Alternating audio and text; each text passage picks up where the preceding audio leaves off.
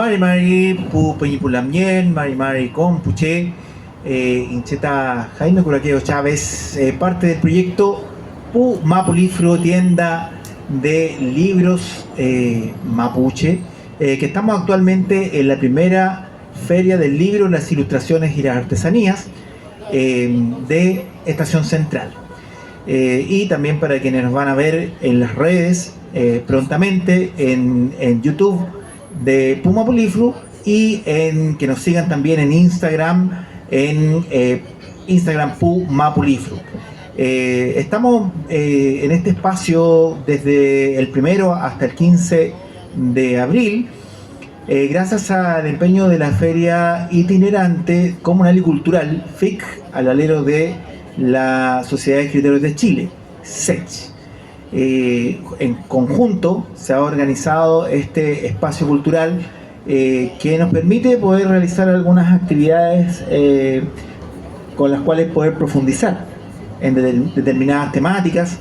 En nuestro caso nos interesa profundizar en lo que significa el Kimun, el Mapuche Kimun, el Mapuche Raquisuam, nuestra cultura, los debates en relación a distintos aspectos.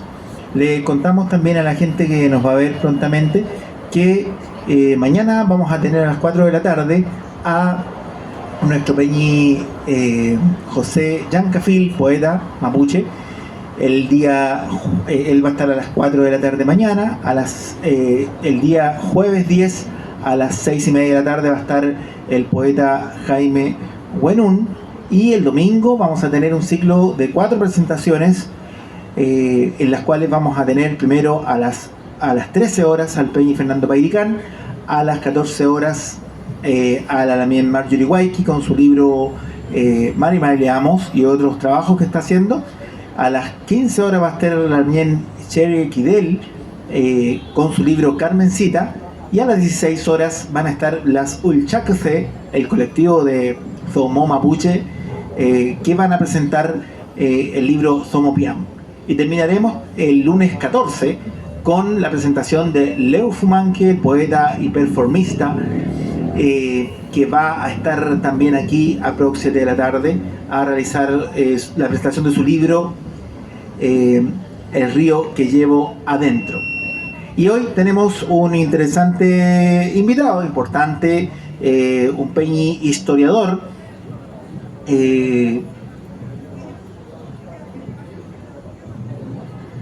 el peñi Marcos Soto Quilán, ¿sí? Mari Peñi. Ay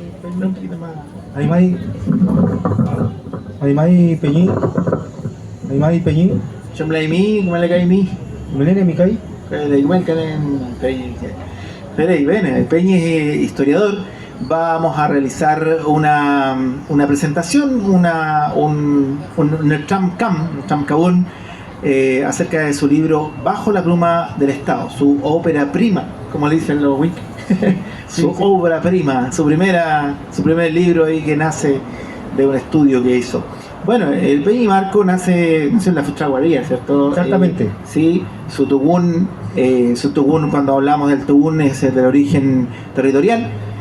Su tugún está en la comuna de Freire, en Lumapu, o lo que le conocemos como región de la Araucanía. Licenciado en Pedagogía, en Historia y Ciencias Sociales por la Universidad Academia de Humanismo Cristiano.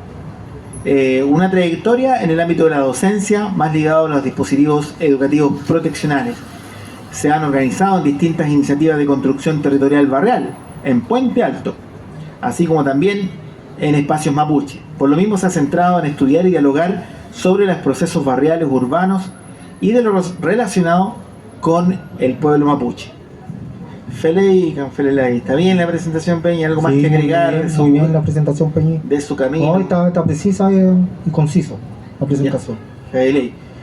Bueno, usted, en el marco de su trabajo, ¿podría contarnos también, antes de entrar al libro directamente, cuál fue su interés o por qué está motivado, por qué se motivó en profundizar en la historia? Principalmente esta es una tesis de pregrado, la carrera de Pedagogía en Historia, donde se llevó a cabo, y principalmente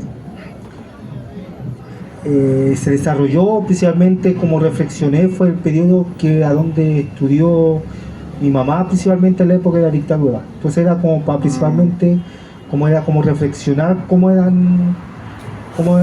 se veían a sí mismos los mapuches en esa época, porque especialmente me he fijado de que no está muy, que especialmente las investigaciones académicas mapuches se han centrado después del 92 con los 500 años y cuando irrumpió el Consejo de todas las Tierras, o cuando empezaron los actos de sabotaje en el año 97, como desde ahí se han centrado más las investigaciones en el ámbito universitario más que en la época de la dictadura, y por eso me aboqué en esa época. Pero, Peñi, ¿por qué desde chico, cuál fue el hecho o por qué razón le empezó a llamar la atención la historia y consideró que era importante dedicarse a eso? De pequeñito, ¿en qué momento decidió, dijo, ya no, yo quiero profundizar en la historia mapuche?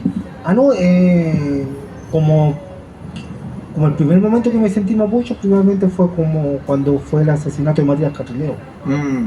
Ese fue como el primer acto, pero en época de historia, como porque yo entré a estudiar pedagogía en filosofía primero, pero siempre también que tuve como entre la filosofía y la historia, pero al final decanté por la historia.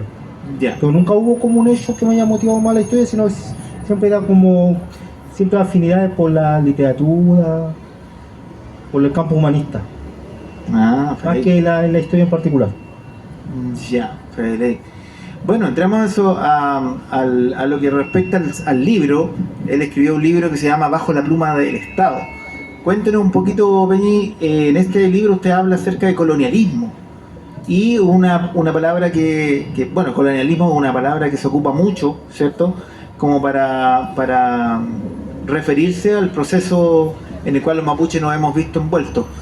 No sé si puede discurrir o desarrollar un poquito más lo que entiende usted por colonialismo. Sí, que ahí en el texto escolar es como la representación del mapuche, entonces nos tuvimos que abocar cómo esa representación era bajo un prisma colonialista y cómo el término colonialismo ha tenido como por lo menos la representación del mapuche ha tenido una larga data. Entonces el término colonial pudimos representar como un proceso de dominación sobre un pueblo, de manera simple.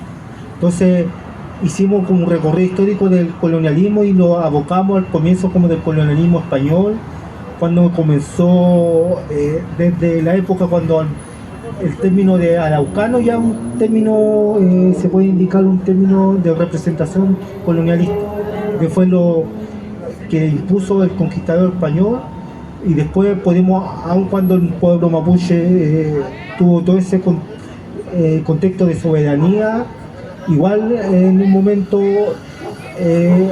fuimos empujados más allá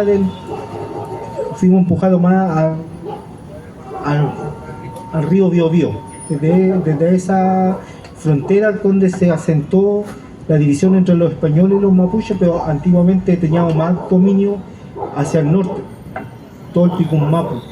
Entonces de ahí esa es una representación colonialista, pero que se acentúa especialmente en la época de la época republicana, en el contexto hispanoamericano, donde el mapuche fue sometido en el proceso de la colonia, en el proceso de la ocupación de la Araucanía.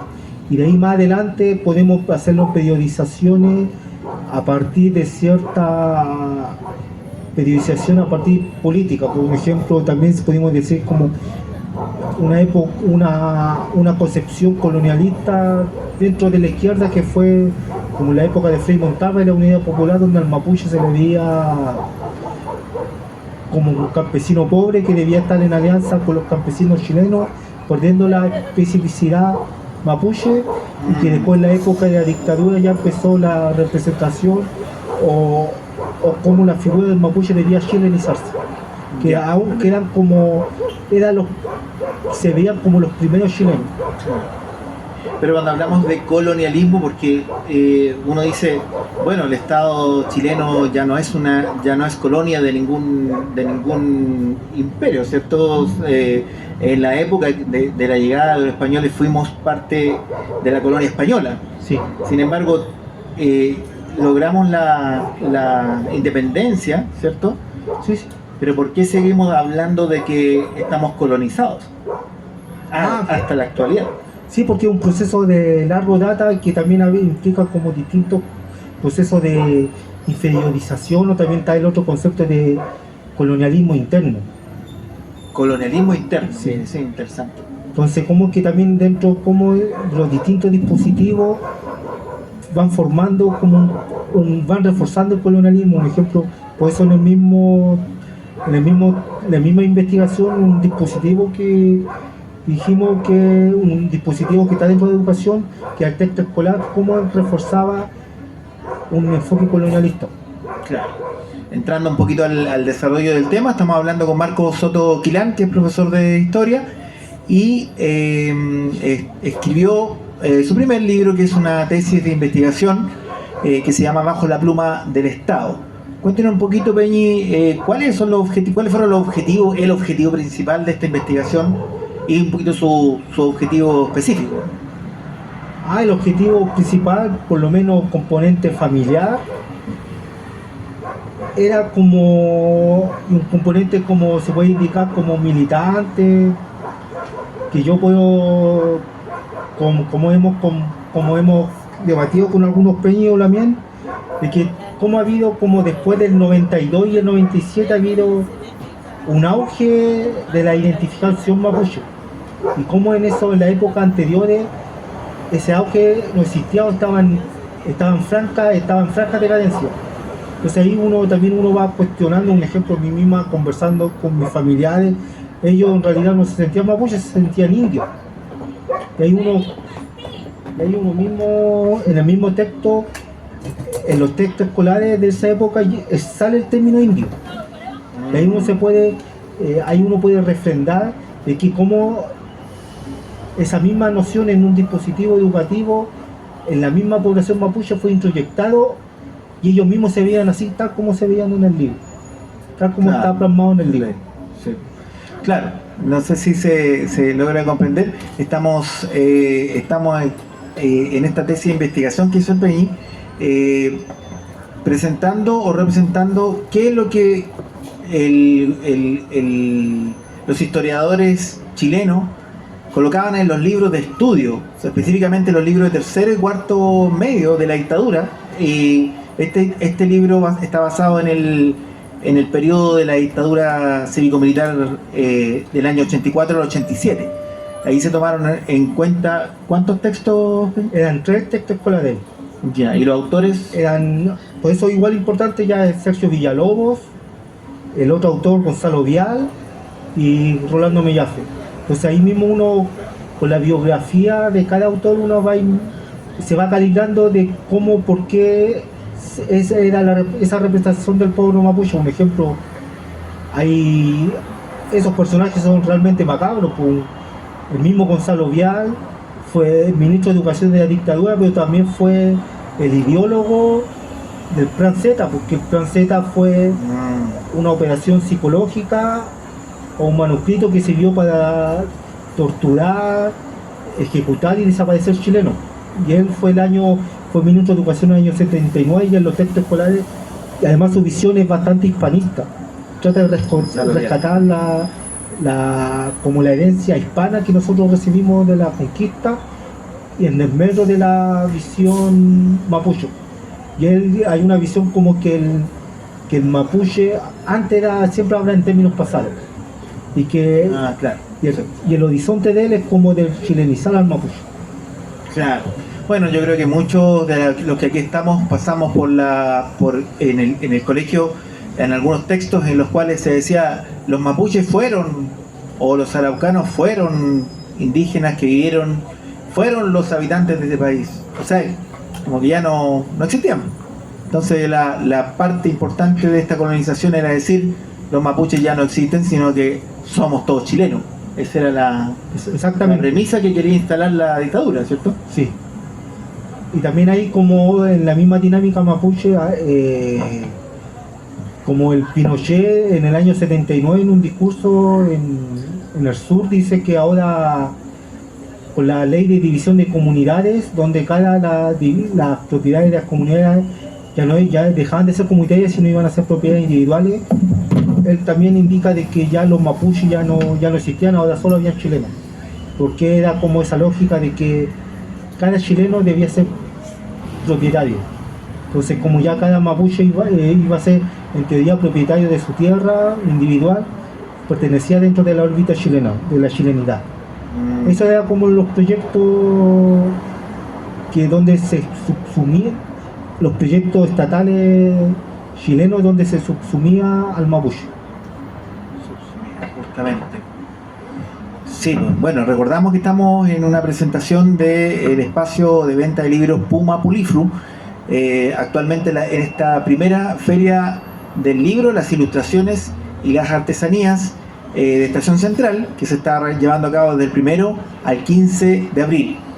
Esta presentación va a estar alojada prontamente en YouTube, la van a poder escuchar con más detalle. Y les solicito que nos busquen en Instagram, sobre todo en el Instagram Pumapulifru, que significa los libros de la tierra, y en el Instagram también de FIC Sech, FICC.SESESECH Sech. Dentro de las conclusiones, Peñi, o el desarrollo del libro, ¿cómo fue que hicieron esta investigación, el desarrollo, aparte de la lectura de los textos, obviamente una comparación con textos anteriores? ¿Cómo es la metodología de este estudio, Peñi? Principalmente estos textos están disponibles en la Biblioteca Nacional. Hoy tuvimos que hacer una revisión bibliográfica de los textos que estaban. Ahí pudimos ver, están los textos alojados y todavía están ahí presentes del año 84 al año 87. Y que principalmente era como principalmente era como el proyecto curricular de la dictadura. Porque aquí que está abocado como el tercer y cuarto medio era porque era la época donde se implementó la prueba de actitud académica. Ah, ya. Eso. Se eligieron tercero y cuarto por la influencia que tiene en la prueba de actitud académica. Claro. Y Tesos, ¿cómo va sacando las conclusiones con respecto a esos estudios, Peña? Igual hicimos un ejemplo, hicimos el análisis a partir de los textos, también a partir de las imágenes, y hacíamos el análisis cuando a partir de un análisis semántico de las palabras, cómo se utilizaban. Del uso de las palabras, ya. Un ejemplo en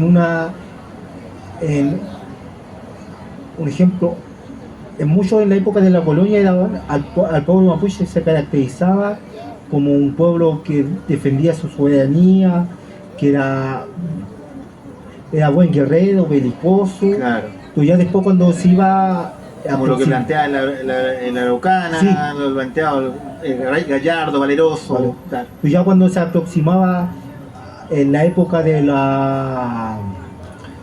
ocupación de la Araucanía, donde estaba patente ese debate entre civilización y barbarie, y donde al mapuche se lo englobaba dentro de la barbarie, ya empezaban las palabras como que el mapuche no se había modernizado, se había quedado atrasado en el tiempo. Ya después, posteriormente, están los debates cuando ya empezó a pasar.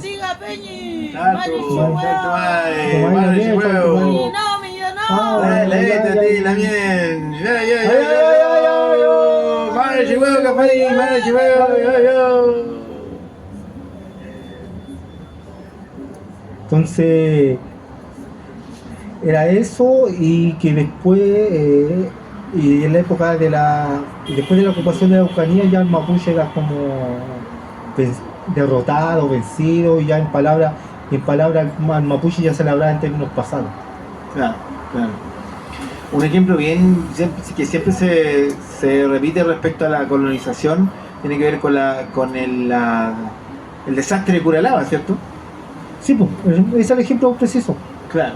Donde, ¿por qué en los textos escolares se dice el desastre de Curalaba? Fue una derrota de los españoles, cómo se subsume una derrota española bajo la República Chilena. ¿Por qué la República Chilena tiene que asumir una derrota española. Y, Claro. y dice, y cómo ignora una victoria mapuche. Claro. Entonces ahí se nota como una visión, como el mismo ejemplo que usted da, bastante preciso de cómo se va escribiendo la historia. Fede Peña. Y bueno, esto partió, nos deja un poquito luces de cómo la importancia que reviste los ministerios de educación. Cuando uno dice cómo se conforma una realidad de un pueblo, nosotros estamos siendo cada uno educados en los colegios, nuestros hijos, nuestros nietos están educados en los colegios, en la educación pública, y reciben los textos que pasa el ministerio, que pasan por revisión del ministerio. Por lo tanto, lo que nos están entregando es una mirada, una visión de la realidad que también es sesgada. También va a depender de los momentos en los cuales se encuentre la relación del Estado con los pueblos originarios. Así como ya se nos ha tildado como mapuche de terrorista por la forma de actuar de determinados grupos, y sin profundizar tampoco en las razones por las cuales determinados grupos actúan como actúan. Porque la televisión y también los medios tienden a hacer sus definiciones y a distribuirlas sin tener mucha posibilidad uno de poder revertir esas opiniones. No sé si podríamos entrar al tema de este estudio. Está entregado, bueno, primero la conclusión. ¿Cuál es la conclusión, a menos como del punto de vista académico, que plantea este libro? ¿Cuáles son las conclusiones? Hubo la conclusión de que, principalmente, de que la dictadura se fijó una representación determinada que era chilenizar al mapuche, y cómo eso se plasmó, ocupó el dispositivo educativo y principalmente el texto escolar, porque el texto escolar hay que situarlo en una época, la época de dictadura, que era como lo más parecido dentro del salón de clase a una Biblia, y que no es como el día de hoy, que principalmente con la información que hay otros dispositivos que pueden disputar la información dentro de la sala de clase, pero en esa época, en dictadura, con todos los profesores, estudiantes que fueron asesinados, exiliados, encarcelados, ya había una disidencia mínima que también se plasmaba dentro del espacio de debate dentro del aula. Entonces eso, cómo se plasmó la dictadura, y que también como lo que decía el Peñi, también como la importancia de los ministerios, porque este era de los ministerios de educación, que el mismo, y que lo mismo grafica de que uno de los autores de los libros haya sido ministro de educación en un año de la dictadura, el Gonzalo Vial, y cómo eso se va reforzando, es como un reforzamiento dialéctico entre la educación y el poder político, porque el poder político, y además también como el contexto, porque por ejemplo ahora también está el debate actualmente está el debate de la educación intercultural, entonces quizás en unos años más también van a haber análisis sobre cómo fue ese periodo de los proyectos interculturales y también la implementación, porque de repente quizás hay unos proyectos distan bastante los objetivos que están plasmados en los proyectos a cómo realmente se implementan. Claro. Bueno, sí, pues como decía el Peñi, el libro en ese momento es un objeto prácticamente incuestionable, dada la inexistencia de otros medios. Por eso también estamos, Peñi, echando a andar y haciendo estos esfuerzos como Puma Polifru, en donde la idea es poder ofrecer libros como el que usted ha escrito con harto esfuerzo, autoedición. Bueno, también decir que el coautor es Cristian Maureira Matos, sí, ¿cierto? Bueno, sí, bueno, y que ha participado también junto con usted en la elaboración de esta tesis. Y bueno, el Puma Polifru es un espacio en donde la idea es concentrar la mayor cantidad de producciones literarias que en este momento se estén generando, trabajando con distintas editoriales, las más grandes, en este caso entre ellas está Sei, Bolón, Pehuen, Catalonia, pero también dando el espacio a las pequeñas producciones, a los libros que están recién saliendo, cosas que no vamos a encontrar o que no va a encontrar en las grandes librerías, por ejemplo. Eso es un punto súper importante. Me lo han dicho algunas personas, este libro, por ejemplo, no está en las grandes librerías. Entonces, qué bonito es poder estar en un lugar donde la gente pueda encontrar lo último que está saliendo de los libros. Sí, este es un libro que está circulando como en feria de libros, como independiente o en pequeñas editoriales. No está en las grandes tiendas, entonces por eso... Y hay copias en el Puma Publifru, ahí van a ver copias del libro, así que queda acercarse, que lo compren acá. Fede. Bueno, y vamos terminando un poquito esta presentación. Quizá una pregunta que la hemos conversado también en otras presentaciones.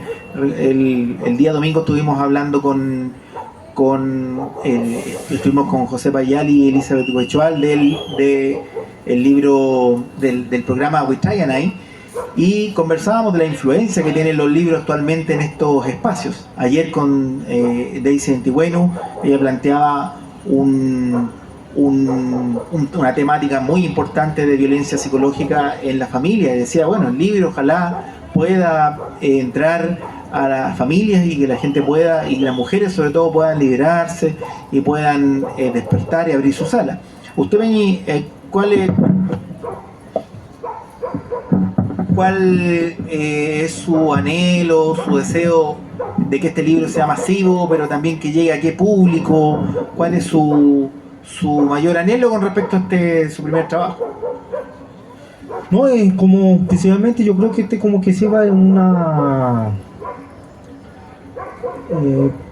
como un diálogo intergeneracional, porque principalmente, como había indicado al principio, yo creo que las generaciones más nuevas, que precisamente nacieron bajo la identificación mapuche, como las generaciones más antecesoras, que quizás no está tan presente, de repente hay muchos cuestionamientos, porque uno se cuestiona por qué nuestros mayores no se sentían mapuche, pero también si uno se va viendo esos procesos de manera histórica, uno va entendiendo que al final cada uno es producto de su contexto histórico. Entonces también de repente, y por eso yo mismo dije al comienzo, porque como la misma noción de que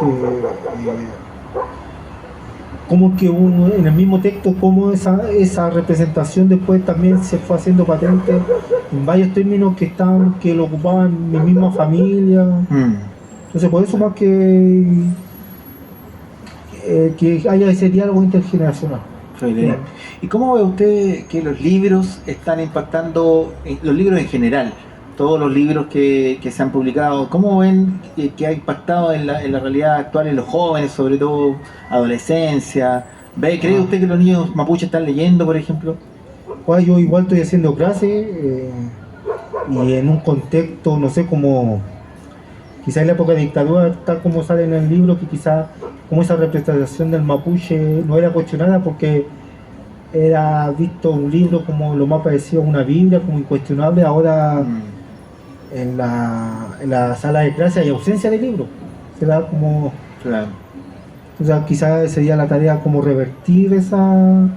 Más que el contenido de cada libro, como revertir...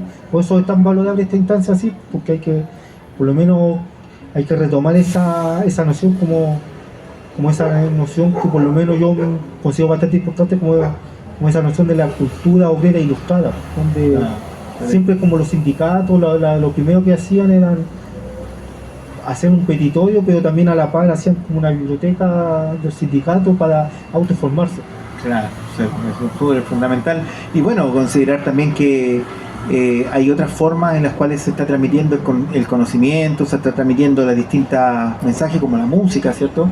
Los documentales, en la poesía, hasta en la ciencia se está transmitiendo el conocimiento. Hay una canción, ¿cierto? Un tema de Guayaquil, que está dedicado ahí a estos autores, y dice en una parte de su estrofa: sus libros tienen contenido pero no sabiduría, ¿cierto? ¿Lo has escuchado? Sí. Ese tema de Guayaquil? Él ahí habla bien profundo y trata este tema de lo que usted ha profundizado ahora. No sé si quiere algunas palabras de despedida para muy, profundizar en muy esto. agradecido acá de la instancia, además como que igual muy buena ubicación.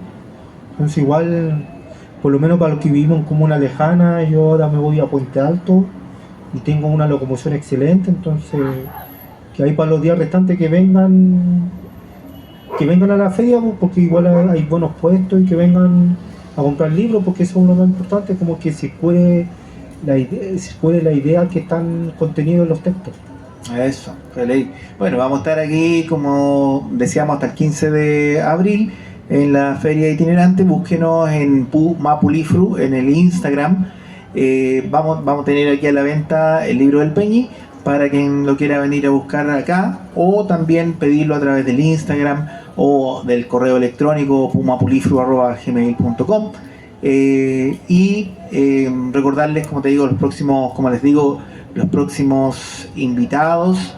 Mañana va a estar el chacha José Yancafil haciendo poesía a las 4 de la tarde. El jueves 10 a las 6:30 de la tarde va a estar el chacha Jaime Buenún hablando acerca de parte de sus 2 libros, una reedición que se llama Fanon City Meu, una reedición de ese poeta, de ese poema, y de su libro Agua Rápida, que están saliendo ahora a través de la editorial Das Capital. Va a ser bien interesante. Y el domingo vamos a invitamos a todos con harto cariño que terminen, que vengan a vernos al domingo, a darse un viajecito, una salida acá. Desde las 1 de la tarde vamos a tener al Peñi Fernando Pairicán, quien va a tratar un tema de historia global muy interesante, el desarrollo de los movimientos mapuche en el contexto de la historia global. A las 2 de la tarde va a estar también Marjorie Waiki, quien aparte de presentar su libro Mari Leamos, el libro de cuentos para niños, va a hablar acerca de otros proyectos de trabajo que está haciendo. Y a las 3 de la tarde va a estar también Sherry Equidel hablando acerca de su libro Carmencita. Y a las 3 de la tarde Ulchakuse hablando acerca de su libro Zomopiam, para ya terminar el lunes con el libro de Leu Fumanque, El río que llevo dentro, el lunes a las 7 de la tarde también. Eso, Feikamotem, le agradecemos también a quienes han escuchado y nos vemos mañana. Veo que ya, Guayu, compadre. Guayu. Guayu.